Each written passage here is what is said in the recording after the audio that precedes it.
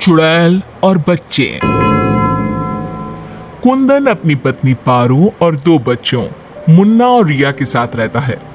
चारों का परिवार अच्छा खासा खुशहाल चल रहा था, लेकिन एक दिन उसकी पत्नी पारो सीढ़ियों से फिसलकर गिर गई और अस्पताल पहुंचने से पहले ही उसने दम तोड़ दिया। कुंदन की जिंदगी तो जैसे वीरान हो गई, बच्चे भी बहुत दुखी रहने लगे। इसी तरह देखते देखते एक साल बीत गया। एक दिन कुंदन का मित्र उनसे मिलने आया। अरे कुंदन, तुम इन बच्चों के लिए दूसरी शादी कर लो, कम से कम बच्चों की ठीक से परवरिश तो हो जाएगी। मित्र के बार बार समझाने पर कुंदन तैयार हो जाता है। नई माँ रूपा शुरू में बच्चों और कुंदन का बहुत ख्याल रखती है, पर 6-7 महीने बाद ही वो कुंदन के जाने के बाद आराम से सो जाती। और जब मुन्ना और रिया स्कूल से आते तो, ए रिया, जल्दी से पूरे घर की सफाई कर और बर्तन धो दे, तभी खाना मिलेगा। और मुन्ना, जाकर छत की धुलाई कर। वो बच्चों से ही घर का सारा काम करवाती है, उन्हें खाना भी ठीक से नहीं देती। खुद के लिए और कुंदन के लिए वो बढ़िया बढ़िया पकवान बनाती। जब रात को कुंदन काम से वापस आता तो, अरे, बच्चों ने खाना खा लिया? उनको तो मैंने कब का खिला पिलाकर सोने भेज दिया है। कितना ख्याल रखती है ये बच्चों का। एक दिन जब रूपा सो रही थी, मुन्ना देखता है कि रसोई की अलमारी में मिठाई रखी है, लेकिन वो वहां तक पहुंच नहीं पाता। तो वो अपनी बहन को बुलाकर लाता है। मैं घोड़ा बन जाता हूँ, तुम मेरे ऊपर चढ़कर वो मिठाई उतार दो। उन्होंने मिठाई उतारी और खा ली। अचानक मिठाई का डिब्बा रिया के हाथ से नीचे गिर जाता है और बिखर जाता है। आवाज सुनकर रूपा भागते हुए आती है। उसने आओ देखा न ताओ और दोनों की खूब पिटाई कर दी। जब देखो तब भूखे ही रहते हैं ये बच्चे, न जाने इनका पेट है कि कुआं। बच्चे खूब देर तक रोते रहते हैं, लेकिन फिर आपस में ही बातें और मजाक करके एक दूसरे का मन बहलाने लगते हैं।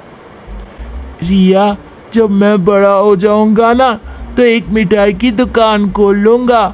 पहले हम लोग खूब सारी मिठाइयाँ खाएंगे और फिर बेचेंगे। मुन्ना, मेरी तो शादी हो जाएगी, तुम अकेले ही सारी मिठाइयाँ खाओगे ना? अरे हाँ रे, तब तक तो मेरी भी शादी हो जाएगी। कुंदन जब घर आता है तब उसकी माँ बच्चों की खूब शिकायत करती है। अरे बच्चों, तुम्हारी माँ तुम्हारा कितना ध्यान रखती है, आखिर क्या कमी है तुम दोनों को? पिताजी, उनकी बात पूरी भी नहीं हो पाती कि हाँ हाँ कह दो कि मैं तुम्हें खाना नहीं देती, सारे दिन घर के काम करवाती हूँ, कह दो ना। मुन्ना चुपचाप खड़ा रहता है। अब तो हम दोनों को पिताजी से बात भी नहीं करने देती। नहीं माँ। मुन्ना और रिया बहुत दुखी होते हैं।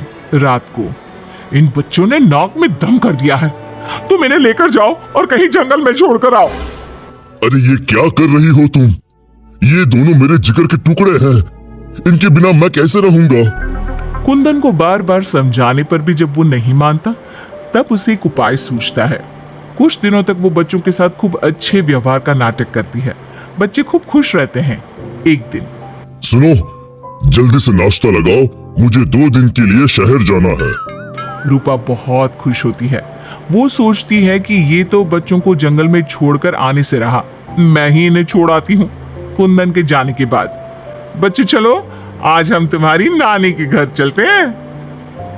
बहुत देर तक चलते चलते जब वो सब घने जंगल में पहुंच जाते हैं तब, माँ, इधर का नानी का घर है, लगता है हम रास्ता भूल गए हैं। अच्छा, तुम लोग यहीं रुको, मैं रास्ता पूछकर थोड़ी देर में आती हूँ। हाँ, ये कहकर रूपा उन्हें वहीं छोड़कर चली जाती है। बहुत देर हो जाती है और रूपा वापस नहीं आती तो, माँ कब आएगी भैया? इस तरह सुबह से शाम हो जाती है। जहाँ एक तरफ बच्चे जंगल में अपनी माँ का इंतजार कर रहे होते हैं, वहीं दूसरी तरफ रूपा घर में आराम से बैठी थी। इसी तरह 2 दिन बीत जाते हैं और 2 दिन बाद कुंदन जब घर वापस आता है तो, बच्चे कहाँ हैं? मैं उन्हें जंगल में छोड़ आई। ये तुमने क्या किया रूपा? बच्चे बेचारे जंगल में अकेले कहाँ भटक रहे होंगे? क्या किया तुमने ये? देखो, अगर तुम्हें अपने बच्चों की इतनी ही चिंता है ना, तो जाओ तुम और उन्हें ढूंढते रहो। कुंदन बच्चों को ढूंढने की बहुत कोशिश करता है, पर बच्चों का कुछ भी पता नहीं चलता। कुंदन बहुत दुखी होता है। अब वो हर रोज काम पर जाने के बहाने जंगल में बच्चों को ढूंढता हुआ भटकता रहता है। रूपा के जाने के बाद बच्चे रोते रोते आगे बढ़ने लगते हैं। माँ बड़ी चालाकी से हमें जंगल में छोड़कर चली गई। अब हमें रहने के लिए कोई ठिकाना ढूंढना ही होगा। अब तो अंधेरा भी घिर रहा है। आगे जाते ही उनको एक झोपड़ी दिखती है। बच्चों को थोड़ी आशा बनती है। दोनों भागते भागते वहां पहुंचते हैं और झांक कर अंदर देखते हैं तो एक बुढ़िया चरखे पर सूत काट रही थी। उसके शरीर पर सफेद वस्त्र थे। अंदर का माहौल बड़ा डरावना लगता है, पर बच्चों को तो कोई आसरा चाहिए था। वो दोनों दरवाजा खटखटाने लगते हैं। तभी वो बुढ़िया पीछे मुड़ती है। बच्चे जैसे ही उसे देखते हैं, उनके शरीर के अंदर भय से एक अजीब सी सिहरन दौड़ जाती है। माथे पर बड़ी सी लाल बिंदी, आंखें सुर्ख लाल और बाल भी अस्त व्यस्त। जैसे ही उसकी नजर मुन्ना और रिया पर पड़ती है, उसके चेहरे की रौनक बढ़ जाती है। वो बड़ी प्रसन्न होकर कहती है, आओ आओ बच्चों, मैं तुम्हारी दादी जैसी ही तो हूँ, आ जाओ। बच्चों को प्यार से वो घर के अंदर बुलाती है। बच्चों के लिए खूब सारी मिठाइयाँ, फल और बिस्किट ले आती है। बच्चे तो पहले से ही भूखे थे। वे खाना देखकर उस पर टूट पड़ते हैं। उनका सारा डर भी दूर हो जाता है। वो खाने के बाद तुरंत ही सो जाते हैं। जब सुबह उठते हैं तो बच्चों, हम घर के पीछे वाले बगीचे में चलते हैं। वहां बहुत सुंदर फूलों का बगीचा था। मुन्ना और रिया वहीं खेलने लगते हैं। बुढ़िया अंदर चली जाती है। तब तक मुन्ना की नजर एक गिलहरी पर पड़ती है, जो एक कोने में दुबकी हुई थी। मुन्ना उसे प्यार से अपने हाथ में उठा लेता है। तभी गिलहरी इंसानों की आवाज में बोलती है, बच्चों, तुम लोग यहाँ से भाग जाओ। ये बुढ़िया एक खतरनाक चुड़ैल है। तुम्हें खिला पिलाकर पहले मोटा करेगी, फिर पिंजरे में डाल देगी। सभी बच्चों को ये जादुई छड़ी से पशु पक्षी बनाकर बगीचे में रख देती है। एक एक करके अपनी जादू की छड़ी से सबको बेहोश कर देती है और कढ़ाई में तेल गरम करके पकोड़े बनाकर खा जाती है। इसके पास एक आदमकद का पिंजरा है। ये खुद उसकी सफाई करती है। ये कहकर गिलहरी जमीन पर कूद जाती है। जब दोनों घर में जाते हैं तो देखते हैं कि बुढ़िया पिंजरे की सफाई कर रही थी और उसके मुंह पर खून लगा था। बच्चों को देखते ही अपना मुंह पोंछने लगती है वो। रिया चारों तरफ जादू की छड़ी ढूंढने के लिए नजर दौड़ाने लगती है। अचानक उसे जादू की छड़ी दिखाई देती है और वो दोनों लपटकर वो छड़ी उठा लेते हैं। जादुई छड़ी, पिंजरा बंद कर दो। पिंजरा बंद हो जाता है। पिंजरा बंद होते ही वो बुढ़िया एक खतरनाक चुड़ैल बन जाती है और चीखने लगती है। दादी, आज तुम भी पिंजरे में बंद होने का मजा उठा लो ना। दोनों हंसते हैं। दादी दादी, यही वो जादुई छड़ी है ना, जिससे तुम सब बच्चों को चूहा, बिल्ली और गिलहरी बनाती हो। बोलो, तुमको क्या बनना है? मुझे बाहर निकाल, वरना मैं तेरा खून पी जाऊंगी। छड़ी मेरे हवाले कर दे। दादी, पिंजरे में कुछ खाने को दो। ये लो, तब तक आम की गुठलियां चूसो। इनमें अभी भी बहुत रस बचा है। दोनों आम की ढेर सारी गुठलियां पिंजरे में फेंक देते हैं।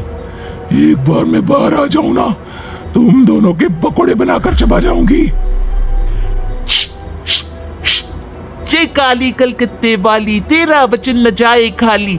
जादुई छड़ी, इस चुड़ैल को मछली बना दो। जादुई छड़ी, एक बड़े से कढ़ाई में तेल गरम कर दो। जादुई छड़ी चुड़ैल को मछली बना देती है। दोनों उसे उठाकर एक बाल्टी में डाल देते हैं।